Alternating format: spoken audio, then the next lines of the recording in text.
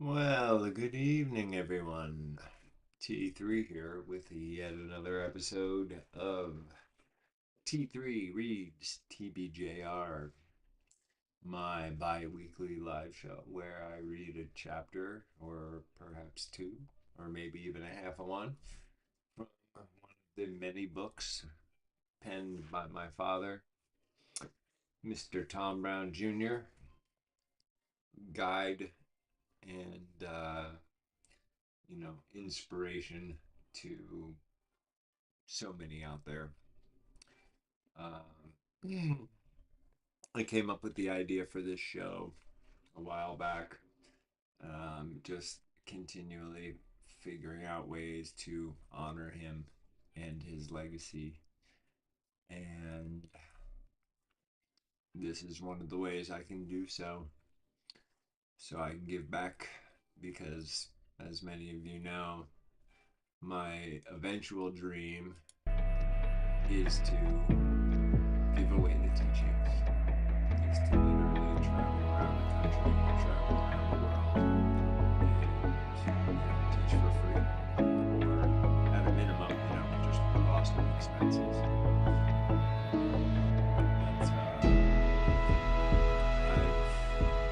But as somebody who's been an educator for a long time, I always hate getting to the place where you start to talk about money. Um, and you have to. I don't know why my. Let me see if I can get my thing to be full screen. And by the way, I am actually doing this stream completely differently than my other ones that I've been doing, as I am using OBS. So I'm streaming through something into YouTube. Uh, so um, One thing that kind of bums me out is I have no way of really looking at the chat, which I really like to see. So I'm going to try to figure that out. But I'm going to, continue to build out and work with OBS because there's more functionality. I can have cool transitions and things like that. So starting this week, I actually just left another Zoom class. It's a week long class about smudging. And for those of you who aren't familiar, smudging is when you light aromatic plants on fire. Um, a practical reason you would do so is if you wanted to, chase a bunch of insects and other critters out of your shelter. You make it smoky. Those things don't like to breathe smoke and they leave. However, smudging is primarily associated as a spiritual practice of um, this mixture of blended herbs and plants, being wafted is meant to cleanse the body, cleanse the soul. I know for me personally, anytime I move into or move out of a house, the first thing I do before I bring a single piece of my belongings inside is I open all the windows in the house and starting, going clockwise and then clockwise in each room, I smudge the whole house.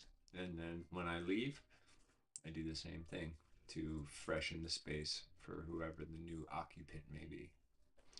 So, enough about that. So, yeah, that class takes place all week, and I was really honored to be asked to be a part of it, as I have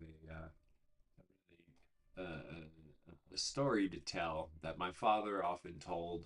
I think in philosophy one class, and it's the story about how a student had given me a crystal that had a lot of darkness in it, and it made me really sick.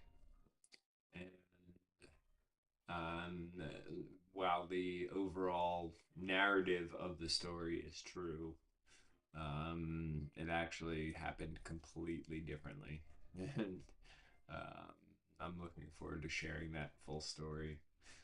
So, anyway, that's not what this program is about. This program is about celebrating the many wonderful written words by my friend, father, mentor, tormentor, uh, uh, and inspiration for everything I do. You know, every morning I wake up, I work to continue to carry the vision forward that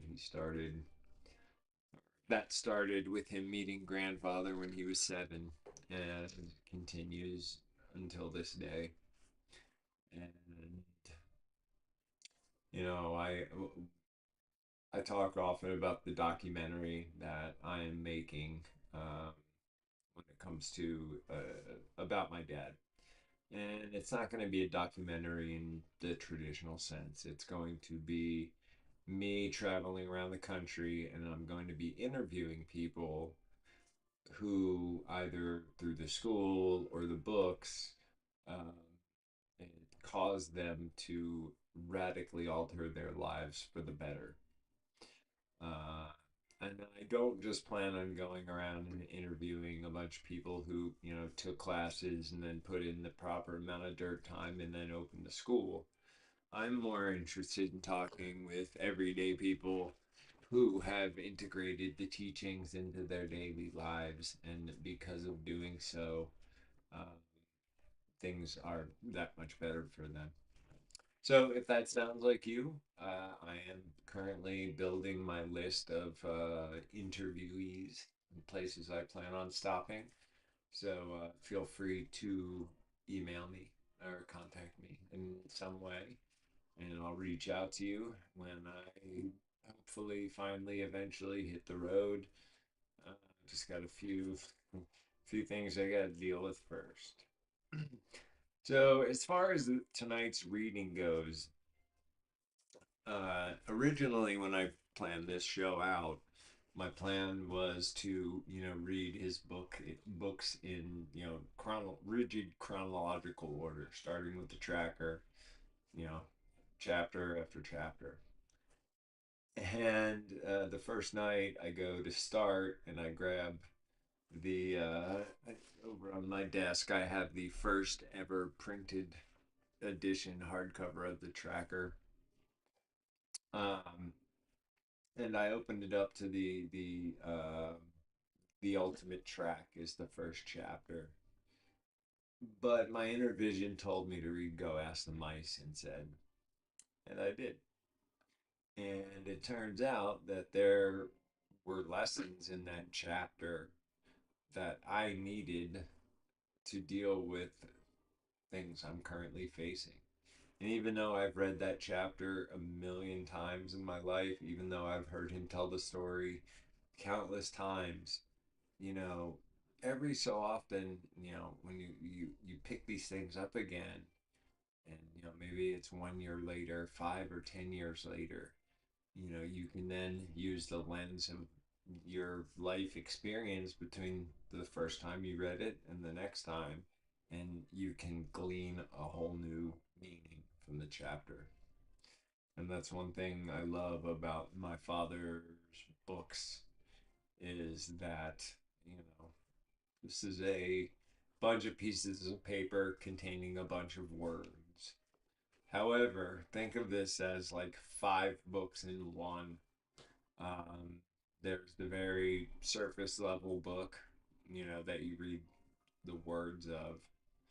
But as you start to spend more time in nature and deepen your connection, and then you read it again, all of a sudden, the hidden chapters appear, or the hidden paragraphs appear, and things start to click into place and make sense.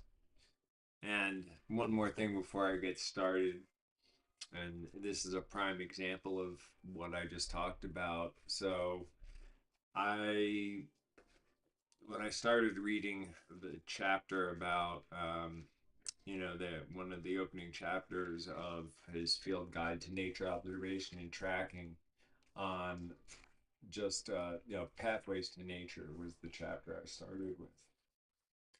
And I got about halfway through. I decided it was a good stopping point. So yeah, so from now on, I am going to allow inner vision to dictate what I read during these sessions.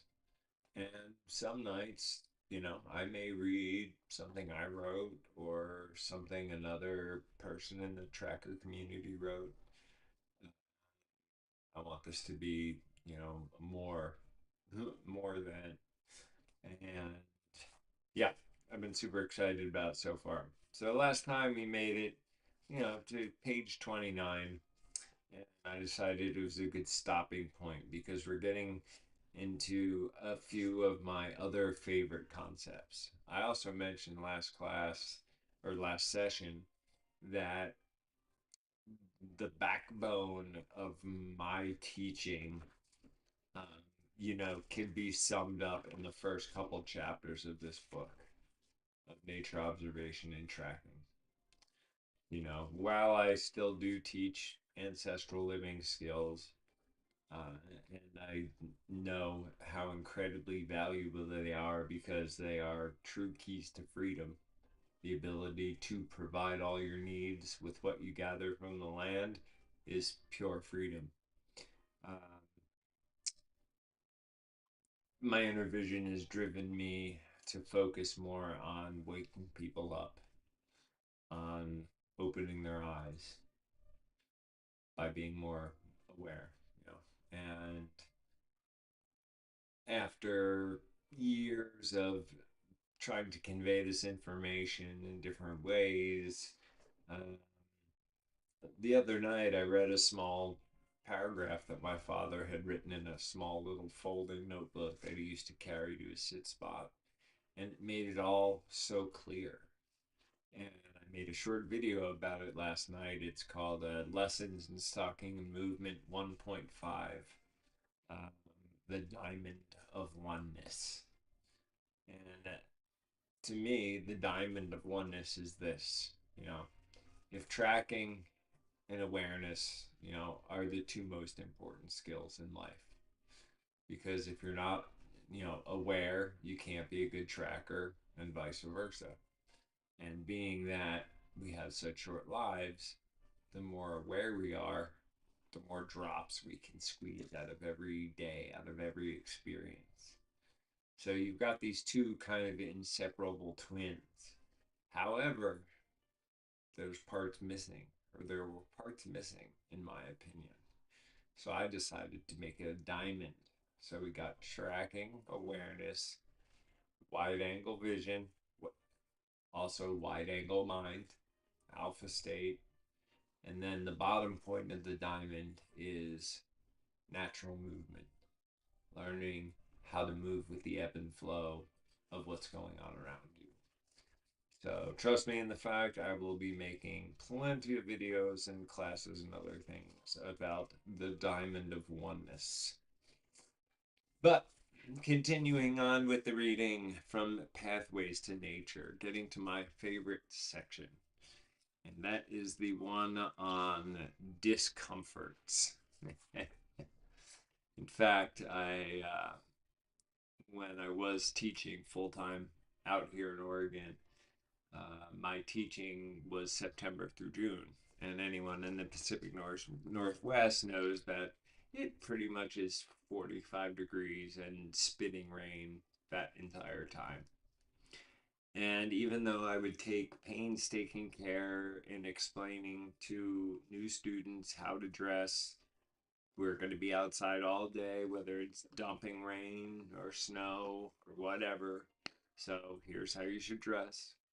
Uh, Inevitably people would show up on a rainy day with a cotton hoodie and jeans and, sneakers on, and they would be pretty miserable until I gave them more layers.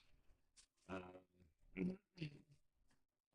and the funny thing is those same people who succumb to being too cold, you know, possess the power within themselves to embrace that discomfort. I call it embracing the suck, you know, embrace the suck. Because as my father says, this world we've manufactured for ourselves, this 72-degree paradise of right angles, a bubble.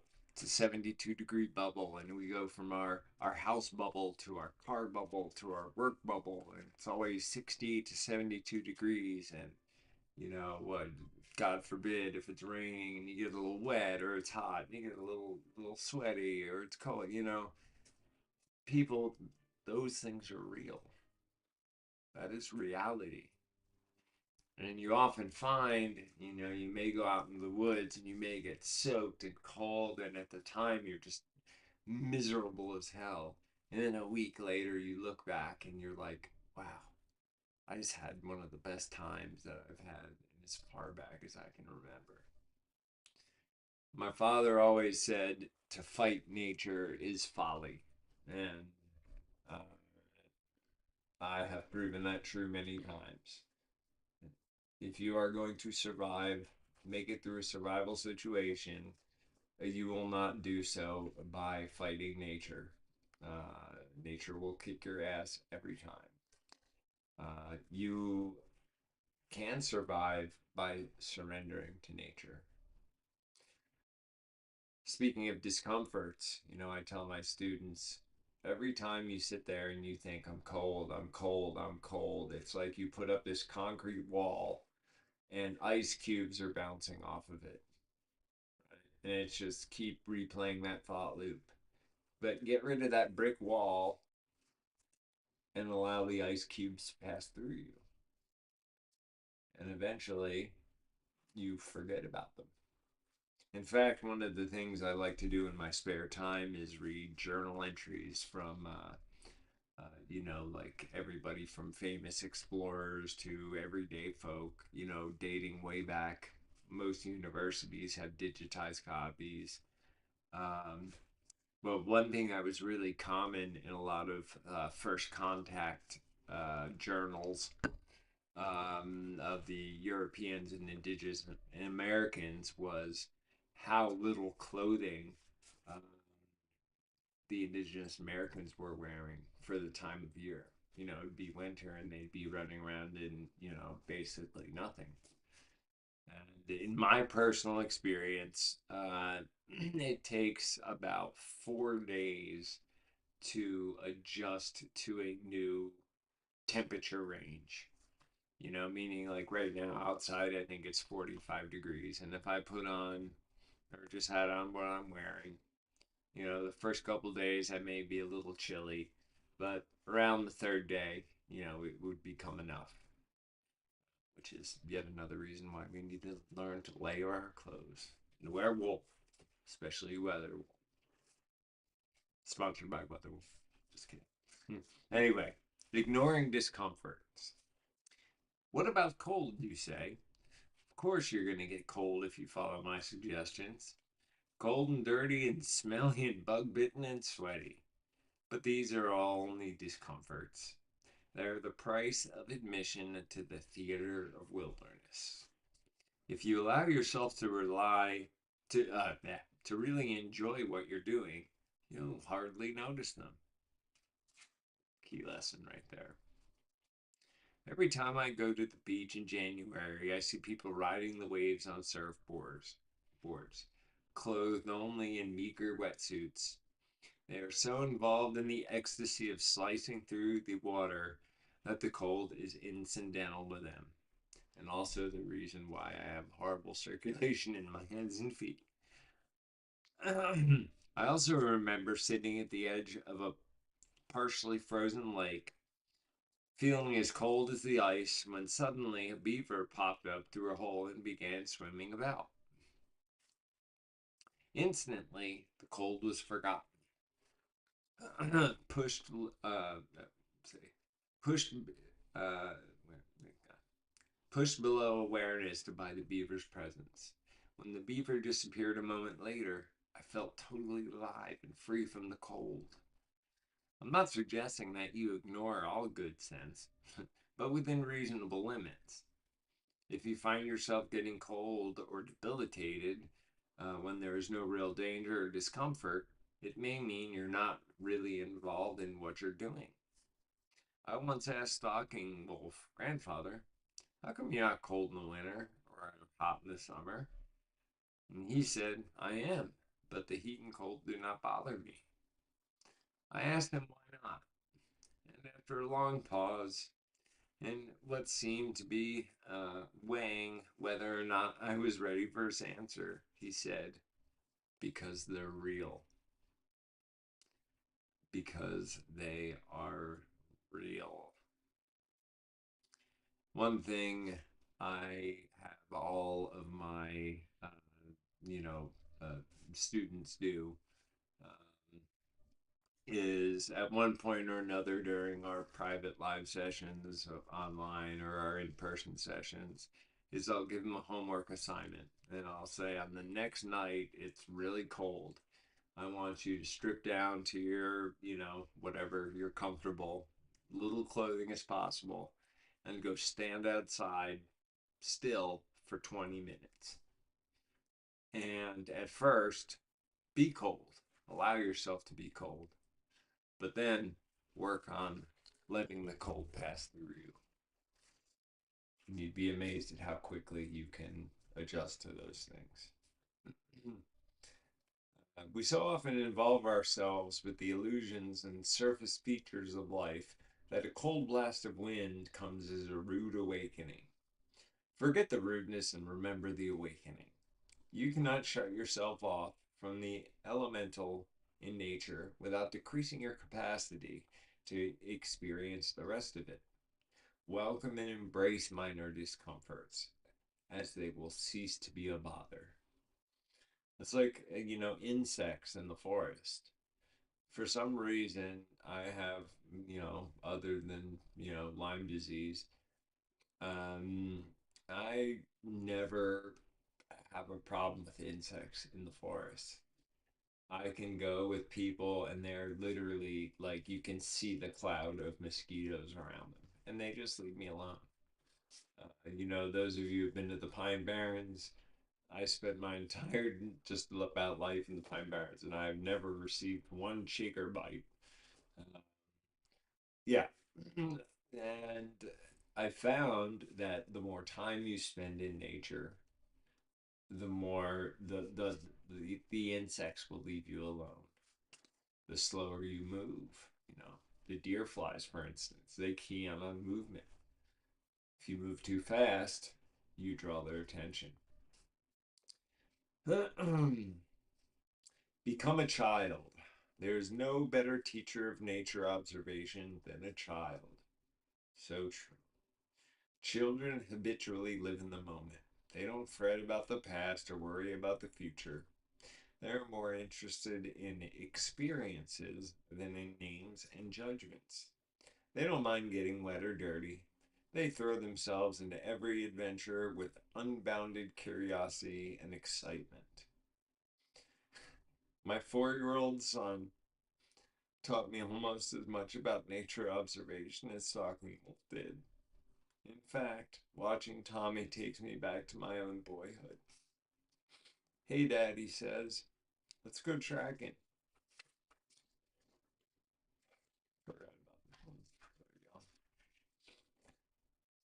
go. As he gets outside, he starts tracking everything: beetles, bugs, horseshoes, grass stems, rabbits, pop bottles, everything. He is totally live and spontaneous. Being around him not only gives me a good excuse to become a child myself, but rekindle the joy of play and the love of the moment that is in all of us, regardless of age. Once on the beach, I came across some children rolling in the surf and making sandcastles. They were loving it, laughing and giggling, running back and forth from the beach to the water, gouging great channels, and sculpting turrets and steeples in the sand. It looked like too much fun to pass up, so I joined them. A few minutes later, a man about my age came by and saw me cavorting in the surf with my new friends. He looked down as he walked by and shook his head as if to say, aren't you a little old for that? Before he got out of earshot, I said loudly enough for him to hear, You wish you could do what I'm doing right now. The man stopped, came back, and stood watching uh, for a moment as he reflected. Then he said, "Yeah, I guess I do." Well, then, come on. I invited him. He hesitated. I could see the child in him just bursting to get out and play, wanting to throw himself into the water and roll in the sand. But at that critical moment, he looked up at a woman and an older man sitting on the beach not far off. "I can," he said. "My wife and father are watching." "Don't be like that, man. Shed your adult inhibitions whenever you get the chance. Let the inner voice of your past guide you to more spontaneous living. Feel the joy of the moment. Humble yourself enough to learn from children, and you will discover a totally new world, the one that you have forgotten." One thing I want to say about that, we live in this day and age where we are constantly being force fed fear. I just recently read a story about a married couple, who got arrested for allowing their 7 year old and a 6 year old and a 7 year old walk home from the park that was like a quarter of a block away from their house. While I will not deny in any way, shape, or form that horrible things happen in this world, if you look at the crime statistics per capita, they are far, far, far lower uh, than we are led to believe by the fear mongering, you know, news media. Just for yourselves. And as somebody who, I love children, I get along great with children. There used to be a time where you could go up to a group of kids and start showing them something, and but nowadays it's almost like I you almost have to avoid it, or like talk to the parents first because you don't want them to think you're some sort of abductor or something, and so it kind of ruins the spontaneity at times. Learn from plants and animals. If you can learn from children, you can learn from plants and animals. Often, Stalking Wolf used to point out a flower or bush and say to Rick and me, "Plant have much to teach." Then he would leave us alone with it until we thought we had exhausted his lessons or discovered what particular thing he wanted us to notice. We never did exhaust the plant's lessons, of course, but in trying to learn them, we became absorbed enough to realize just how right Stalking Wolf was. There is more to learn about a single flower than could be contained in a 10-volume encyclopedia. And much of it cannot even be put into words. But to learn these lessons takes a great deal of simplicity and genuine respect for other life forms. Such qualities are not common in our society. In creating a world apart from nature, or so we like to think, we have not only made scenery of the landscape and centerpieces of the plants, but even distance ourselves from other animals. Henry Beston explains our dilemma in passages from his wonderful book, The Outermost House. Definitely a good read, by the way. We need another and a wiser and perhaps a more mythical concept of animals, remote from universal nature and living through complicated artifice. Men in civilization surveys the creature through the glass of his knowledge and sees thereby a feather magnified and the whole image in distortion. We patronize them for their incompleteness, for their tragic fate of having taken form so far below ourselves. And therein we err, and greatly err. For the animal shall not be measured by a man. In a world older and more complete than ours, they move finished and complete, gifted with extensions of the senses we have lost or never attained, living by voices we shall never hear, caught with ourselves in the net of life and time, fellow prisoners of the splendor and travail of the earth. Though Bastion speaks of animals, the spirit of his words applies equally to plants. It is possible to see plants and other animals caught with ourselves in the net of life and time, but it is not easy to do so. It is difficult because it asks us to humble ourselves.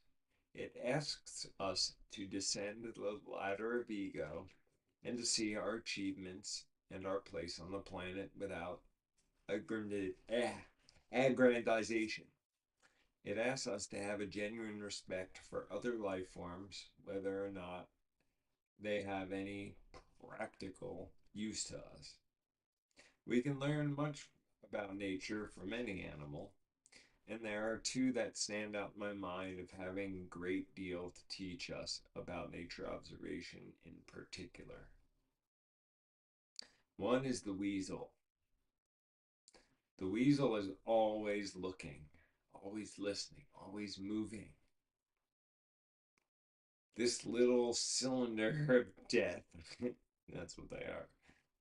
I added that. This little cylinder of action packed energy is like a terrestrial torpedo with cybernetic radar. It flows through the environment like a shadow and is never alert to the influx uh,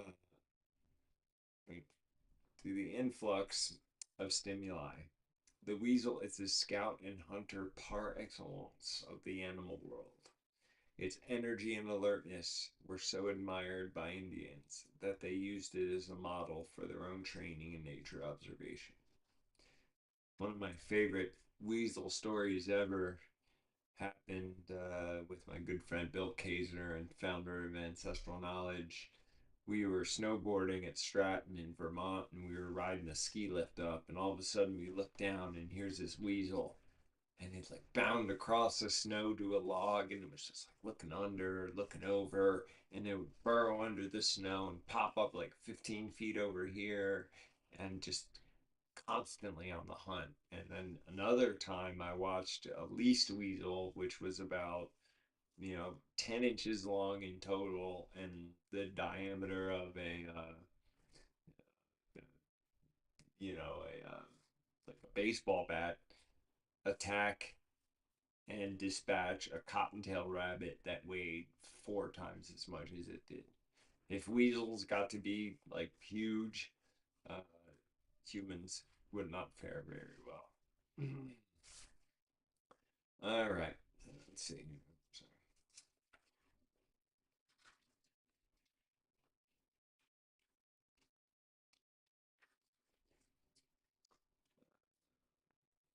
Okay. Nature is everywhere. Sometimes my students say nature observation is fine for the pine barrens of the Grand Canyon, but how can I ever use it in the city? The answer is that nature is everywhere.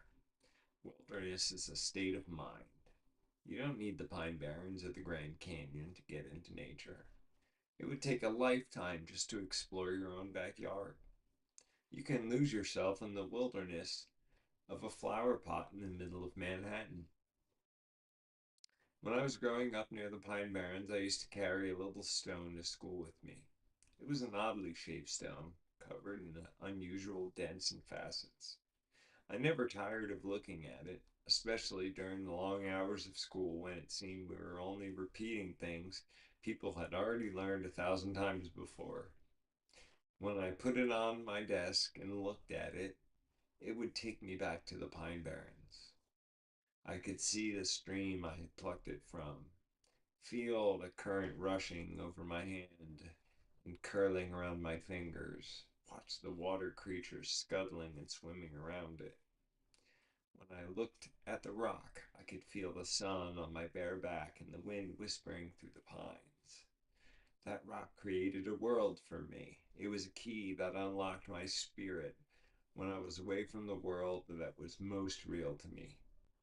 Each facet was like a looking glass that either reflected some past wonder or opened the door to a new one. And that paragraph right there, everybody, is the reason why I have so much stuff.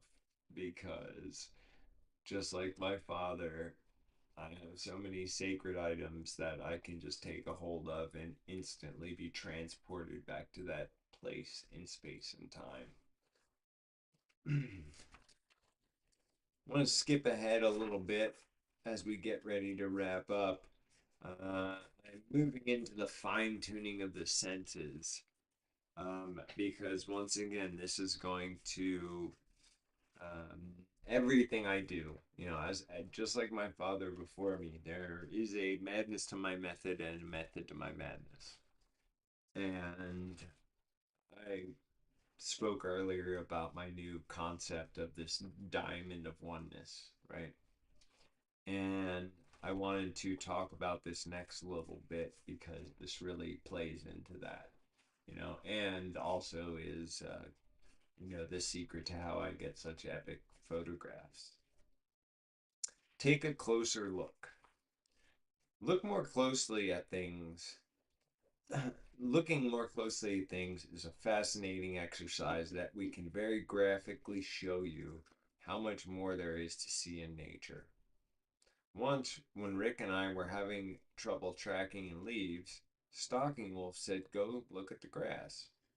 At first, we thought this would be very boring. We couldn't find anything exciting or improving our tracking abilities in the middle of the patch of grass. But because we believed in Stalking Wolf, we got down on our bellies and did as he suggested. First, we looked at the ground from a distance of about 1 foot. As we began to notice movements in the grass, we poked our noses into the topmost blades and peered into a new world. As we opened our minds, the world came alive. It was a world we'd never really seen. It contained a forest of miniature plants. It was a jungle inhabited by beetles and ants, a place where wolf spiders prowled like mountain lions, and moles scraped and lumbered through their subterranean tunnels. It was a treasure chest where we discovered lance like pine needles, mouse teeth curved like mammoth tusks, and grains of sand glittering like precious stones. In my mind, I became an explorer about 2 inches tall. I armed myself with a straight pin and slid down an embankment.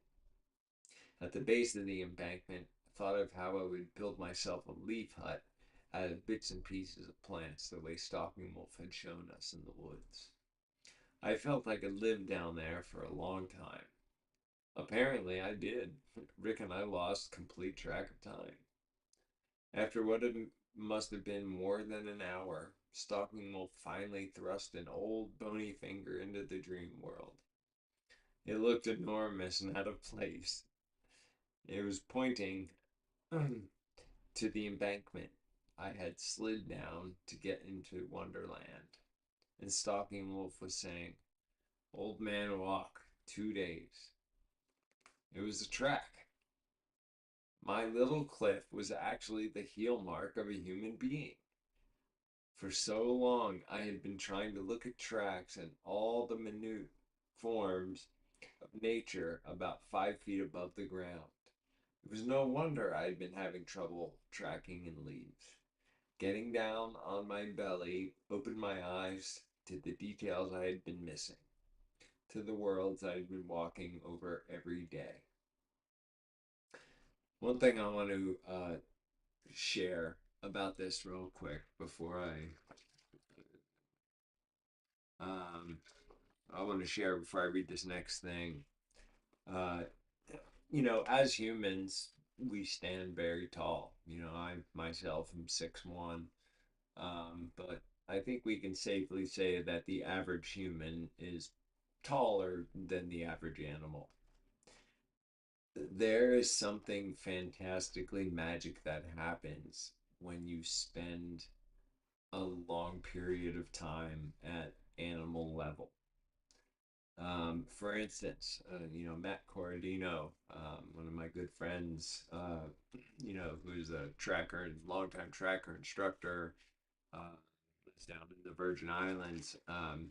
He actually started his internship the same week that I started as an instructor again at Tracker, and we've been friends ever since.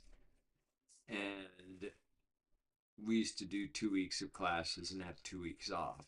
And Matt and I, during this one particular summer, we spent most of our free time together. And this one day, we decided we were going to spend the whole day like deer, walking on all fours, grazing, using no language.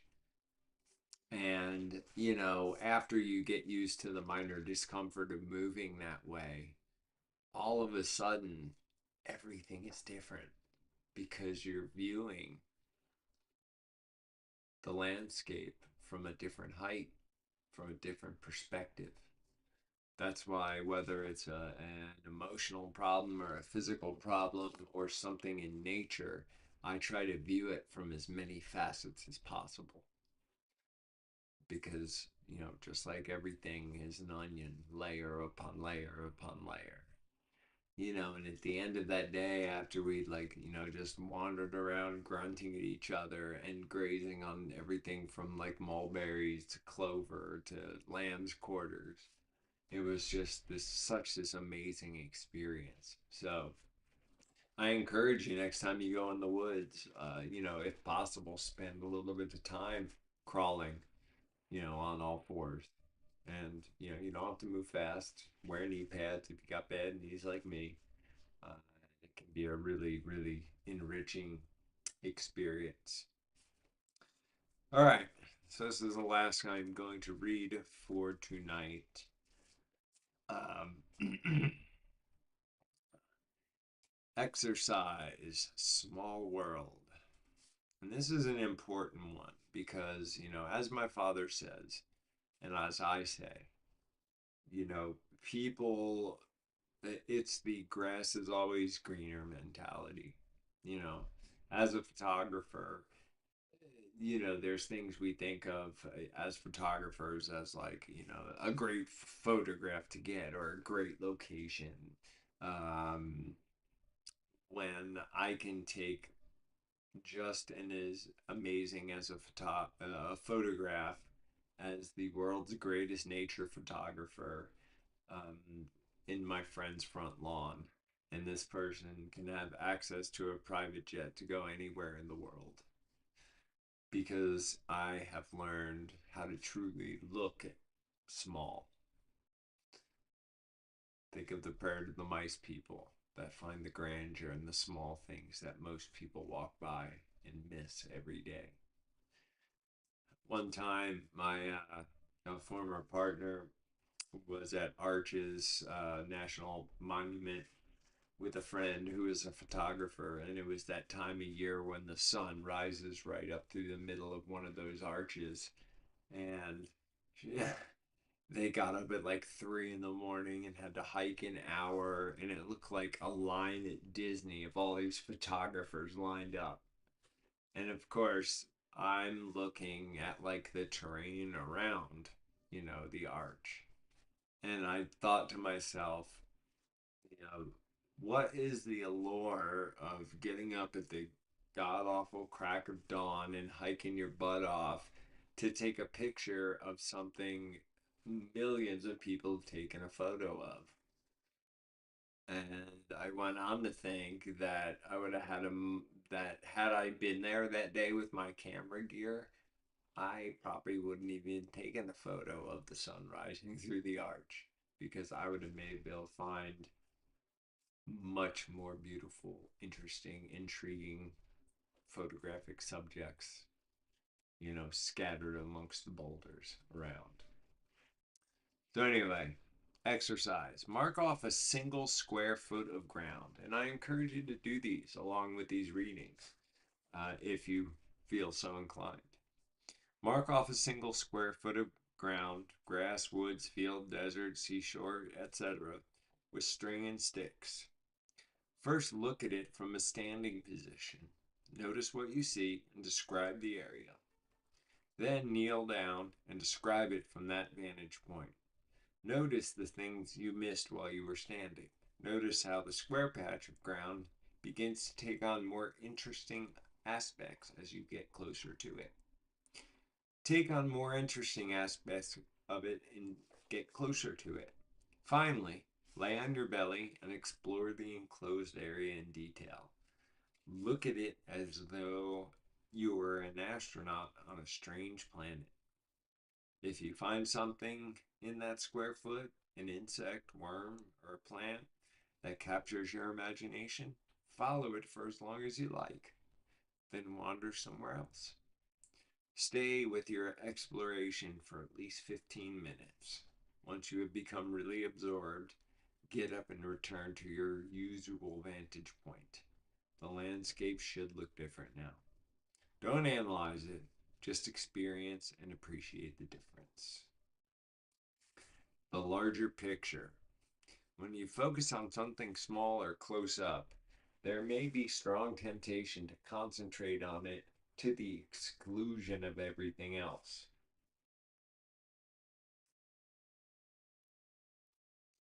This is fine in the beginning, but it can cause problems in the long run.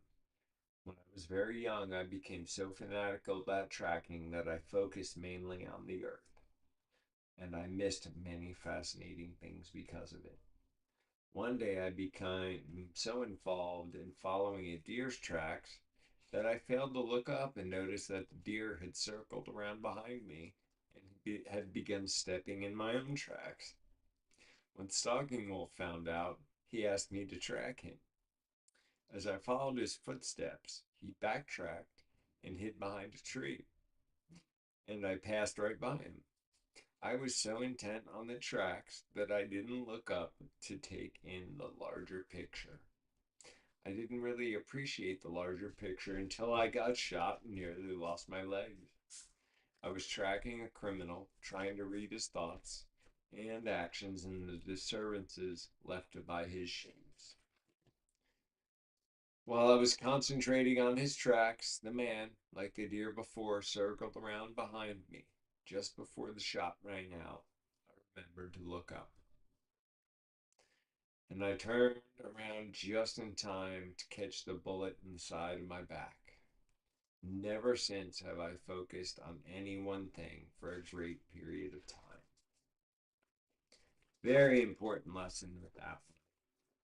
And not just from a naturalist standpoint or the point of view of a tracker, but think about how many things in your life that you solely focus on, blocking everything else out. And while there may be times where we, need to do that for a moment or two, don't forget that, when you're focused on this, you're missing all of this. And through training, through wide angle vision, uh, we can learn how to very keenly observe this while paying attention to everything going on around us. Yeah, we call it focus lock. You never ever want to become focus locked, especially when you're tracking. Because that thing my dad mentions about deer, that is a very common white-tailed deer habit. If a white-tailed deer, let's say you're moving stealthily through the woods and you spook that deer, deer primarily rely on their nose as their safety mechanism.